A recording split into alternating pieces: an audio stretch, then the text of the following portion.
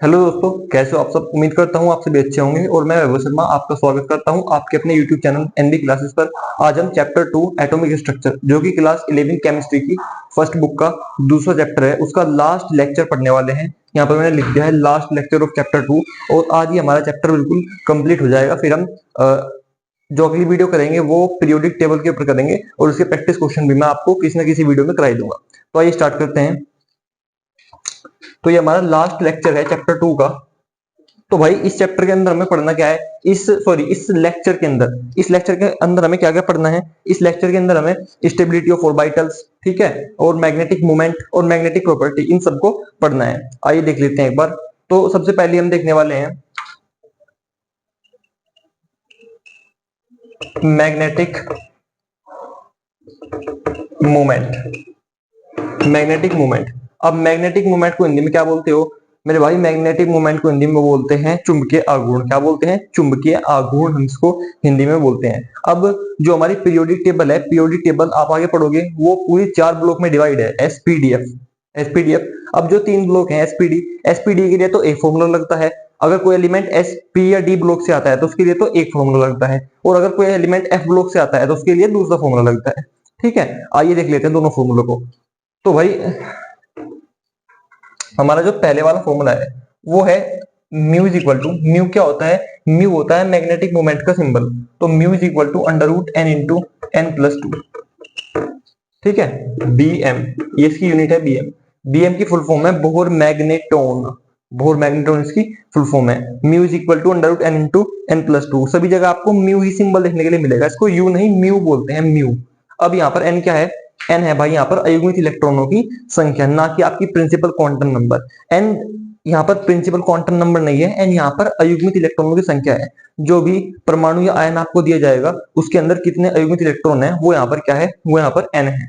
ठीक है, अब ये जो फॉर्मूला लगता है ये फॉर्मूला आपका एस पी और डी ब्लॉक के लिए अप्लाई है, लेकिन जो हमारे एफ ब्लॉक के एलिमेंट्स हैं उनके लिए दूसरा फॉर्मूला है, तो उसको देख लेते हैं। ये नोट करते रहिएगा आप लोग, यहां से केवल 11th पर ही नहीं बल्कि जो कॉम्पिटिटिव एग्जाम्स हैं जैसे आईआईटी जेई वगैरह हो गया, नीट वगैरह हो गया, वहां पर भी क्वेश्चन आने की उम्मीद रहती है। तो सेकंड क्या है? म्यू इज इक्वल टू, वो भी म्यू ही है, अंडर रूट, वो थोड़ा बड़ा फॉर्मूला है, 4 S into S plus one plus L into L plus one B M. B M क्या है? बी एम यूनिट वही रहेगी, B M Bohr magneton, symbol भी वही रहेगा, केवल फॉर्मूला बदलेगा। ये एफ ब्लॉक के एलिमेंट के लिए है। किसके लिए है भाई? ये एफ ब्लॉक के एलिमेंट के लिए अप्लाई है।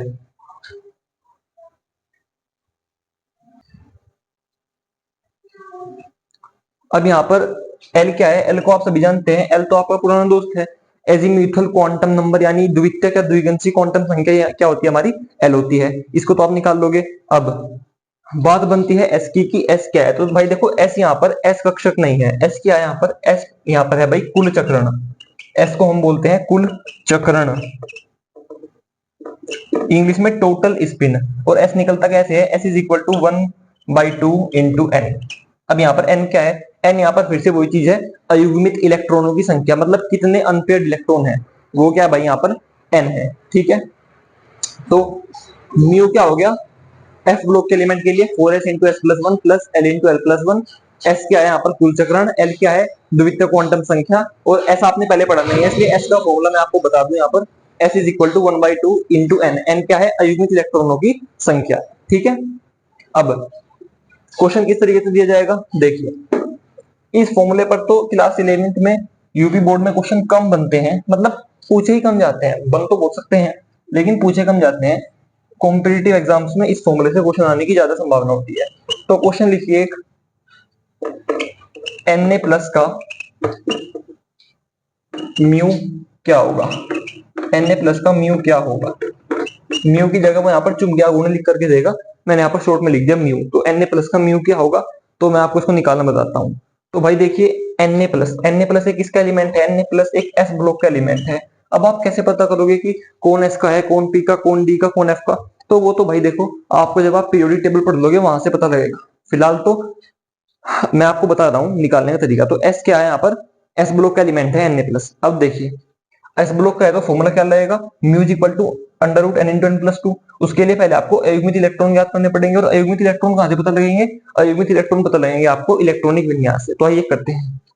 तो Na का क्या होता है? 11। तो पहले Na का कीजिए आप लोग, Na प्लस का बाद में करेंगे। 1s2 2s2 2p6 3s1, ये किसका होगा? Na का। 2 2 4 6 10 और 1 11, 11 मैच है। लेकिन यहाँ पर Na प्लस है। अब Na प्लस में क्या होता है? Na प्लस का क्या मतलब है?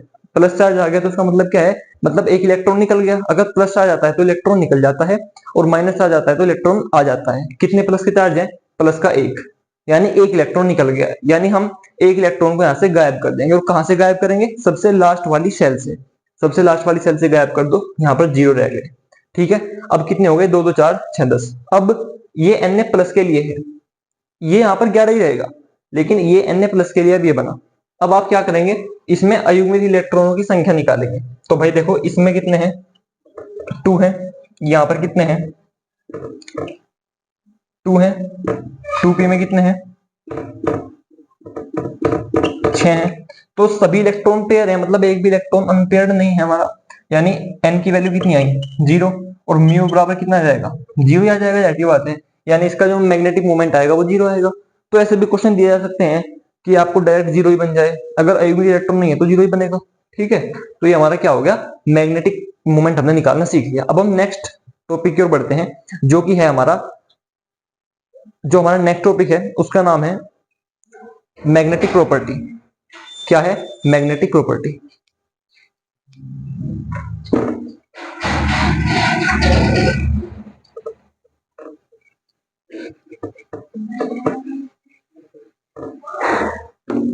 तो हमारा जो नेक्स्ट टॉपिक है वो है मैग्नेटिक नेचर, या कह लो मैग्नेटिक प्रॉपर्टी भी आप ले सकते हो। नेचर या प्रॉपर्टी दोनों एक ही चीज है। तो क्या होती है मैग्नेटिक नेचर? तो भाई मैग्नेटिक नेचर बहुत टाइप की होती है, 3 4 टाइप की होती है, लेकिन यहाँ पर हम मेन 2 ही पढ़ेंगे, क्योंकि यहीं से क्वेश्चन आने की संभावना 100% होती है बिल्कुल। इससे आगे के क्वेश्चन आपसे यहाँ पर 11th में यूपी बोर्ड में नहीं पूछे जाएंगे।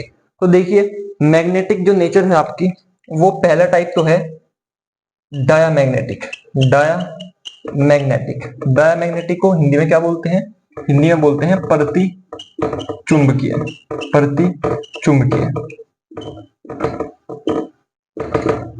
अब आपसे क्वेश्चन दिया जाएगा और कह दिया जाएगा कि बताइए, यह जो आपका पदार्थ है वो आयन दे देगा या परमाणु दे देगा? यह पदार्थ की जो मैग्नेटिक नेचर है, चुंबकीय प्रवृत्ति है, वो कैसी है? चुंबकीय प्रकृति या प्रवृत्ति दोनों एक ही बात है। नेचर, प्रॉपर्टी, प्रकृति, प्रवृत्ति सब एक ही बात है। वो कैसी है? तो आपको क्या करना पड़ेगा? 2 टाइप में इसको डिवाइड करते हैं। एक तो हम डायमैग्नेटिक में करते हैं, और एक सेकंड टाइप है, वो हम बताऊंगा। तो डायमैग्नेटिक क्या होते हैं? यानी पट्टी चुंबकीय। तो डेफिनेशन लिखेंगे आप लोग कि वे पदार्थ जिनमें सभी इलेक्ट्रॉन युग्मित हो, यानी पेयर्ड हो, कोई भी अनपेयर्ड ना बचा हो, सबके पेयर बन गए हो, वो क्या होगी? वो डायमैग्नेटिक होंगे। ठीक है, अब देखिए, बस डेफिनेशन यही है कि सभी इलेक्ट्रॉन कैसे हो? युग्मित हो। जैसे मतलब इस टाइप से पेयर बना हुआ हो, कोई भी इस तरीके से ना हो, अनपेयर्ड ना हो, सारे कैसे हो? सारे पेयर्ड हो, उसको हम क्या बोलते हैं? डायमैग्नेटिक बोलते हैं। अब आपसे पूछ लेगा, जैसे मैं डायमैग्नेटिक के ऊपर एक क्वेश्चन देता हूं। आर्गन 18 कैसा है? यहां पर मैं शॉर्ट में लिखता हूं लैंग्वेज को बिल्कुल, हालांकि एग्जाम में आपको पूरा लिखा हुआ मिलेगा कि आर्गन 18 का चुंबकीय गुण बताइए।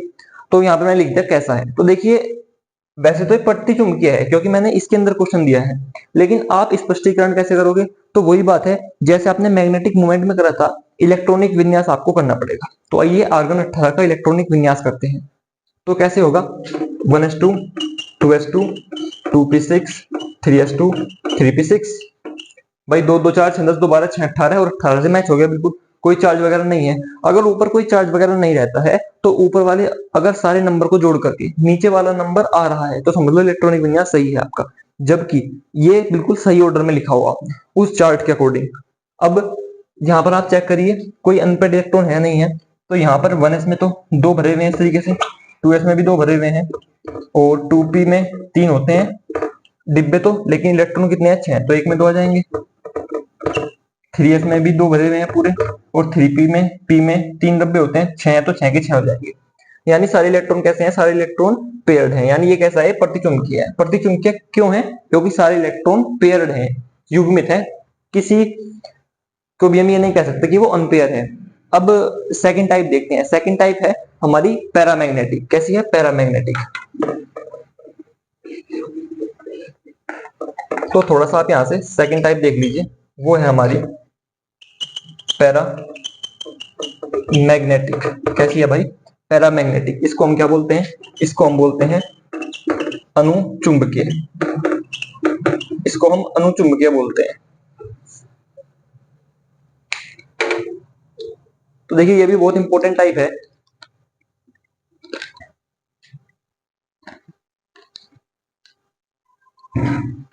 तो पैरामैग्नेटिक जो है इसको आप देखें एक बार। तो पैरामैग्नेटिक को आप कैसे पहचानोगे?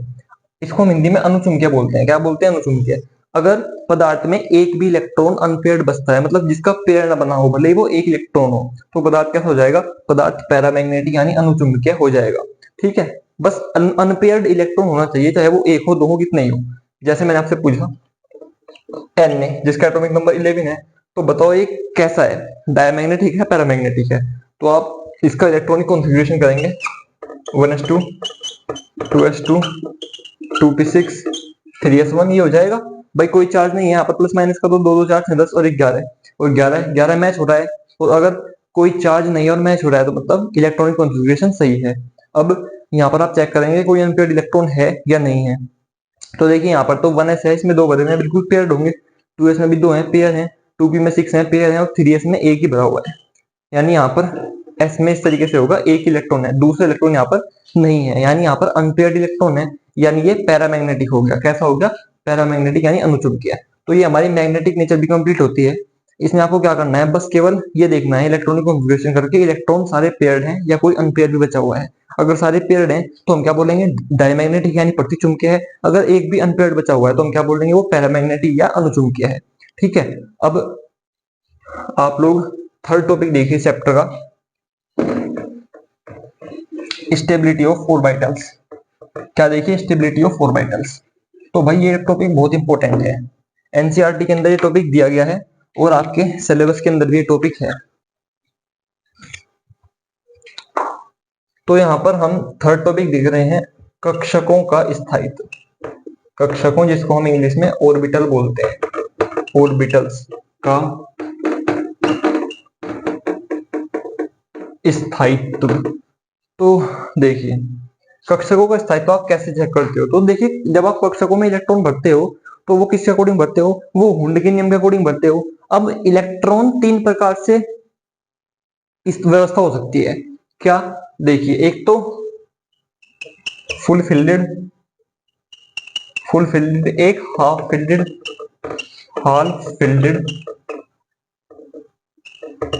और एक हो सकता है पार्शियली फिल्डेड। क्या हो सकता है? Partially fielded. पहले आपको इन तीन टर्म को समझना होगा इस टॉपिक को समझने के लिए। तो पार्शियली फिल्डेड। अब भाई फुल फिल्डेड क्या होता है? फुल फिल्डेड वो कक्षक होते हैं जिनमें सारे इलेक्ट्रॉन पेयर्ड हो, मतलब सब पेयर्ड हो। जैसे अगर मैं पी ऑर्बिटल के अकॉर्डिंग समझाऊं तो इस तरीके से, ये पी ऑर्बिटल है आपका, पी कोश है, इसके अंदर तीन ऑर्बिटल है, तो इस तरीके से ये फुल फिल्डेड हो गया। हाफ फिल्डेड अगर मैं पी को दिखाऊं तो इस तरीके से तीन डब्बे और एक इलेक्ट्रॉन सब में, इसको हम हाफ फिल्डेड बोलते हैं, यानी अर्धभरित। इसको पूर्ण भरित, इसको अर्धभरित। क्यों? क्योंकि आधा भरा हुआ है पूरा कक्षक, सब में एक एक है और आधे भरे हुए हैं, आप समझिए होंगे। और पार्शियली फिल्डेड कैसे होगा? पार्शियली फिल्डेड कुछ ऐसे होगा, देखिए, सॉरी ये जो अभी गलती मुझसे हो गई थी आपको नहीं करनी है बिल्कुल भी। इसको हम पार्शियली फिल्डेड बोलते हैं। अब ये तो पूरा भरा हुआ था, इसमें तो और आने की लिमिट नहीं थी, ये आधा भरा हुआ था, मतलब सब में एक एक था, सब में एक एक था। भाई टोटल कितने आ सकते हैं? 6। पाई कितने हैं? 3 है, मतलब आधे भरे हुए हैं, इसलिए हमने इसको हाफ फिल्डेड बोल दिया। ये पार्शियली फिल्डेड है, मतलब यहाँ पे ना तो ये पूरा है ना ही ये आधा है, यहाँ पर दो आने की लिमिट और है। ठीक है, तो ये पार्शियली फिल्डेड हो गया। अब जो फुल फिल्डेड ऑर्बिटल होता है वो सबसे ज्यादा स्थायी होता है, जो हाफ फिल्डेड होता है वो उससे कम स्थायी होता है। ठीक है, और जो पार्शियली फिल्डेड होता है इसको हम बोलते हैं आंशिक भरित, पार्शियली फिल्डेड, ये सबसे कम स्थायी होता है। तो इन तीनों का ऑर्डर है, सबसे ज्यादा स्थायी कौन होगा? फुल फिल्डेड, उससे कम कौन कौन होगा? हाफ फिल्डेड, उससे कम कौन होगा? Partially fielded. ठीक है, ये इनका ऑर्डर है। अब ये तो एक बेसिक बात हो गई। अब हम थोड़ा सा ऑर्बिटल्स के स्थायित्व को थोड़ा डेप्थ में समझते हैं। तो देखिए,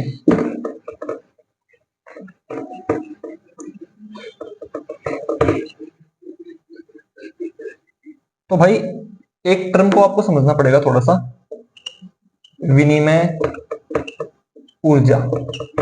विनिमय ऊर्जा को इंग्लिश में क्या बोलते हैं? Exchange energy. Exchange energy. अब विनिमय ऊर्जा क्या चीज है देखिए। अब मैं इसको क्यों समझा रहा हूं, मैंने आपको भी एक ऑर्डर बताया था कि फुल फिल्डेड सबसे ज्यादा स्थायी, फिर हाफ फिल्डेड, फिर पार्शियली फिल्डेड। तो वहां पर जो हाफ फिल्डेड पार्शियली फिल्डेड से ज्यादा स्थायी है, या आप ये कह लो कि पार्शियली फिल्डेड हाफ फिल्डेड से कम स्थायी है, तो वो क्यों है? वो उस चीज का जो रीजन है वो ये है, विनिमय ऊर्जा। क्यों? देखिए भाई, ये तो हो गया हमारा हाफ फिल्डेड ऑर्बिटल, इस तरीके से, क्लियर। और ये हो गया हमारा पार्शियली फिल्डेड, ठीक है। यहाँ पर आप डी ऑर्बिटल वाले से भी चेक कर सकते हो, कोई सा भी ले सकते हो आप, डी ले लो, एफ ले लो, पी ले लो, मर्जी है। ये तो हो गया हमारा पार्शियली फिल्डेड और ये हो गया हमारा हाफ फिल्डेड। अब ये वाला ज्यादा स्टेबल है, तो क्यों है? याद तो आपने कर लिया जो मैंने अभी बताया था, लेकिन क्यों है सबसे ज्यादा स्टेबल ये, मतलब ये पार्शियली फिल्डेड से ज्यादा स्टेबल क्यों है? तो उसका रीजन देखिए। अब भाई यहाँ पर एक वर्ड आया है एक्सचेंज। किसका एक्सचेंज करना है? इलेक्ट्रॉन का एक्सचेंज करना है। किसका करना है? इलेक्ट्रॉन का एक्सचेंज करना है। जो जो मैं बोलूं उस वर्ड को सुनते जाइए। किसका इलेक्ट्रॉन किसका एक्सचेंज करना है? इलेक्ट्रॉन का एक्सचेंज करना है, ठीक है।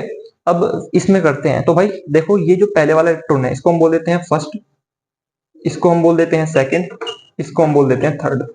अभी मैं इसको मिटो देता हूं यहां से,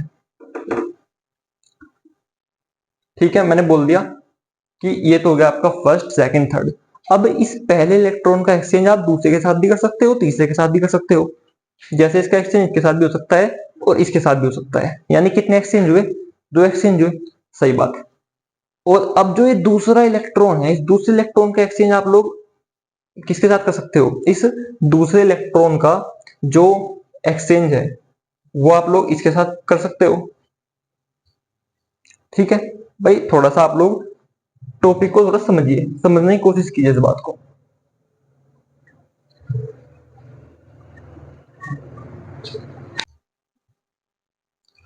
अब भाई ये विनिमय ऊर्जा है, तो विनिमय ऊर्जा में क्या है? मान लो एक हाफ वैलिड ऑर्बिटल है, मान लो क्या है ये। अब ये इसको फर्स्ट इलेक्ट्रॉन मान लो, इसको सेकंड, इसको थर्ड। अब ये जो फर्स्ट इलेक्ट्रॉन है ये सेकंड वाले के साथ भी एक्सचेंज कर सकता है, तीसरे वाले के साथ भी एक्सचेंज कर सकता है, सेकंड वाला थर्ड वाले के साथ आराम से एक्सचेंज कर सकता है। यानी टोटल कितने एक्सचेंज हुए भाई? एक तो ये वाला, एक ये वाला, ये वाला, यानी टोटल 3 एक्सचेंज हुए। कितने एक्सचेंज हुए यहाँ पर? 3 एक्सचेंज हुए, ठीक है। अब मैं देखो, एक्सचेंज का मतलब क्या है? एक्सचेंज का मतलब है अदला बदली। ये फर्स्ट वाला सेकंड के साथ भी अदला बदली कर सकता है, इस तीसरे वाले के साथ भी। सेकंड वाला आपका थर्ड वाले के साथ अदला बदली कर सकता है। तो कितने हुए? 2 अदला बदली तो एक अदला बदली है, तो यहाँ पर ये 3 अदला बदली हो गई। देखिए, जितने आप चीजों को अपनी लैंग्वेज में समझेंगे उतनी चीजें ज्यादा समझ में आएंगी, और जितना बुक के माध्यम से रटोगे उतना ही आप गोल हो जाओगे, बिल्कुल, ठीक है। ये सिंपल सी बात है। अब मैं पार्शियली फिल्डेड लेता हूं, पार्शियली फिल्डेड, तो पार्शियली फिल्डेड ही होगा। अब देखो, ये तो फुल फिल्डेड है, इसकी तो कोई बात नहीं। अब हम इस पे करते हैं सेकंड वाले पे बात। ये सेकंड वाला इलेक्ट्रॉन, जो ये वाला इलेक्ट्रॉन है, ये वाला जो इलेक्ट्रॉन है ये इसके साथ एक्सचेंज कर सकता है, सही बात है। और ये किसके साथ करेगा? किसी के भी साथ नहीं। यानी केवल एक ही एक्सचेंज हुआ, यहाँ पर 3 एक्सचेंज हुए और यहाँ पर एक एक्सचेंज हुआ। अब ये जो एक्सचेंज होते हैं, मेरी बात को आप लोग ध्यान से सुनिएगा, इन एक्सचेंज में कुछ ना कुछ एनर्जी रिलीज होती है, उस एनर्जी को हम विनिमय ऊर्जा कहते हैं। तो विनिमय ऊर्जा की परिभाषा क्या हुई? कक्षकों में इलेक्ट्रॉनों के विनिमय से उत्पन्न ऊर्जा को विनिमय ऊर्जा कहते हैं। सिंपल लैंग्वेज में बिल्कुल, कक्षकों में इलेक्ट्रॉनों के विनिमय से यानी एक्सचेंज से उत्पन्न ऊर्जा को हम क्या कहते हैं? विनिमय ऊर्जा कहते हैं, ठीक है। और यहाँ पर कितने हुए? 3 विनिमय, यहाँ पर 1 विनिमय। और जितने ज्यादा विनिमय होंगे उतनी ज्यादा ऊर्जा होगी, सही बात है भाई। जितनी ज्यादा जनरेटर उतने ज्यादा पंखे चलेंगे, यानी जितनी ज्यादा विनिमय उतनी ज्यादा ऊर्जा उत्पन्न होगी। यानी यहाँ पर 3 विनिमय है हाफ फिल्डेड में, पार्शियली फिल्डेड में 1 ही विनिमय है। यानी हम कह सकते हैं कि यहाँ पर विनिमय ज्यादा है और यहाँ पर विनिमय कम है। यानी यहाँ पर ज्यादा विनिमय ऊर्जा होगी, यहाँ पर कम विनिमय ऊर्जा होगी। और जितनी ज्यादा विनिमय ऊर्जा, जितनी ज्यादा विनिमय ऊर्जा उतना ज्यादा ऑर्बिटल स्थायी होगा। तो यहाँ पर ज्यादा विनिमय है यानी ज्यादा विनिमय ऊर्जा होगी, इसलिए जो हाफ फिल्डेड ऑर्बिटल है वो पार्शियली फिल्डेड ऑर्बिटल से ज्यादा स्थायी होगा। बस ये रीजन है। तो ये मैंने आपको विनिमय ऊर्जा के माध्यम से क्या समझा कि जो हाफ फिल्ड ऑर्बिटल होते हैं वो पार्शियली फिल्ड ऑर्बिटल से ज्यादा स्थायी क्यों होते हैं। भाई जो फुल फिल्ड की तो बात अलग है, लेकिन ये half filled orbital partially field से ज्यादा स्थायी क्यों है, तो उसका रीजन ये है। ठीक है, दोबारा समझिए, यहाँ पर 3 एक्सचेंज पॉसिबल है भाई, पहले वाले का दूसरे के साथ भी, पहले वाले का तीसरे के साथ भी दो तो ये, और दूसरे वाले का तीसरे वाले के साथ। तो यहाँ पर 3 विनिमय होंगे, यहाँ पर एक ही होगा भाई, दूसरे वाले का इसका इसके साथ बस, यानी एक विनिमय। और जितने ज्यादा विनिमय होंगे इन विनिमयों में ऊर्जा उत्पन्न होती है, और जितने ज्यादा विनिमय उतनी ज्यादा ऊर्जा। वही बात है, जितने जनरेटर उतने ज्यादा पंखे चलेंगे, या फिर हम कह लें जितनी देर लाइट रहेगी उतनी ज्यादा हमें हवा मिलेगी पंखे की। ठीक है, और यहाँ पर 3 विनिमय, यहाँ पर एक विनिमय, यानी यहाँ पर ज्यादा विनिमय ऊर्जा और यहाँ पर कम विनिमय ऊर्जा। और जितनी ज्यादा विनिमय ऊर्जा होगी उतना ही ज्यादा ऑर्बिटल स्टेबल होगा, यानी यहाँ पर विनिमय ऊर्जा ज्यादा है, यानी यहाँ पर जो स्थायित्व है वो ज्यादा होगा। ठीक है, तो यहाँ पर ये हमें समझना था कि हाफ फिल्ड ऑर्बिटल क्यों ज्यादा स्थायी होते हैं पार्शियली फिल्ड ऑर्बिटल से। अब ये हमारा चैप्टर कंप्लीट होता है परमाणु की संरचना। इससे नेक्स्ट वाली वीडियो में हम जो चैप्टर है हमारा क्लास 11 का तीसरा, तत्वों का आवर्ती वर्गीकरण और उनके आवर्ती गुण, उसको स्टार्ट करेंगे। और इसके प्रैक्टिस क्वेश्चंस में आपको उसी चैप्टर के बाद या उसके बीच में एक वीडियो लाऊंगा, उसमें आपको उसके प्रैक्टिस क्वेश्चंस करा दूंगा। इससे पहले वाले के तो प्रैक्टिस क्वेश्चंस आपके मैंने साथ साथ में करा दिए थे, उससे ज्यादा उसमें ज्यादा जरूरत भी नहीं है, जबकि इसमें प्रैक्टिस क्वेश्चन थोड़े ज्यादा हैं, तो मैं आपको करा दूंगा किसी वीडियो में। फिलहाल हम थर्ड चैप्टर स्टार्ट करेंगे, और अगर आपको उस चैप्टर से रिलेटेड कोई भी डाउट हो तो आप उस टॉपिक की वीडियो के नीचे कमेंट में लिख सकते हो, उसका मैं आंसर आपको दे दूंगा, या तो वीडियो के माध्यम से या फिर कमेंट के माध्यम से। मिलते हैं आपसे नेक्स्ट वीडियो में, और चैनल को जितना हो सके लाइक सब्सक्राइब और शेयर जरूर कीजिए। धन्यवाद।